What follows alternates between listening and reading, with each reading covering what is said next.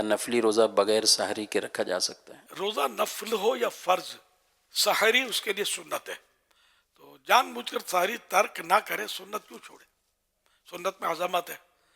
بالفرض اگر کسی نے سحری کے بغیر روزہ رکھا، روزہ ہو جائے گا، لیکن بعض لوگ رمضان میں دیکھیں کہ سحری کے بغیر روزہ رکھتے ہیں تو ذرا یوں باتیں کرتے ہیں میں نے سحری کے بغیر روزہ رکھا ہے، بہادری نہیں کی۔ سنت چھوڑیے، سنت پر عمل کرنا بہادری ہے۔ نفلی روزے کی سحری کا وقت یہ کب تک ہوتا ہے؟ اذانیں کیونکہ عام دنوں میں تاخیر سے ہو رہی ہوتی ہیں۔ اذان سے تو ویسے ہی تعلق نہیں ہے، نہ افطار کا نہ سحری کا۔ جہاں اذان کی آوازیں نہیں آتی اس کا کیا کرو گے؟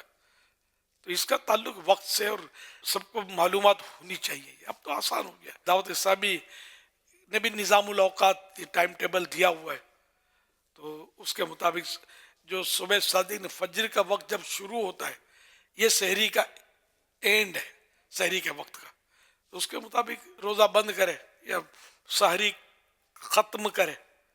اور مغرب کا بھی، غروب آفتاب کے بھی ٹائم دیے ہوئے ہیں، سارے سال کے دیے ہوئے ہیں، لاکھوں 27 لاکھ مقامات کے غالباً دیے ہوئے اس میں ٹائم۔ تو یہ اس طرح افطار کر لیں، ورنہ تو پورے ایسے شہر دنیا میں ملیں گے جہاں مسجدیں نہیں ہوتی، روزہ بند یا کھل یہ نہیں ہوگا، سب ہوگا۔ اذان شرط نہیں ہے۔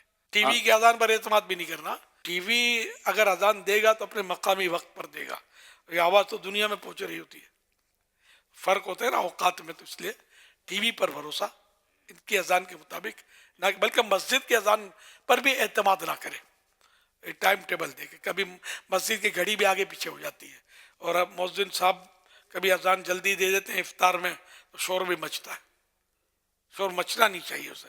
کوئی بھی جان بوجھ کر کیوں ایسا کرے گا؟ بھول ہو جاتی انسان سے۔ آنکھ نہیں کھلی اور فجر کا وقت ہو گیا تو اب کیا کرنا چاہیے؟ ارادہ ہے نفلی روزہ رکھنا ہے۔ ہاں تو یوں پھر ارادہ کرے کہ میں صبح سے روزے دار ہوں، یہ نصف النہار سے پہلے اس دن کے روزے کی نیت ہو سکتی ہے، لیکن یہ کہنا ہوگا کہ میں صبح سے روزے سے ہوں۔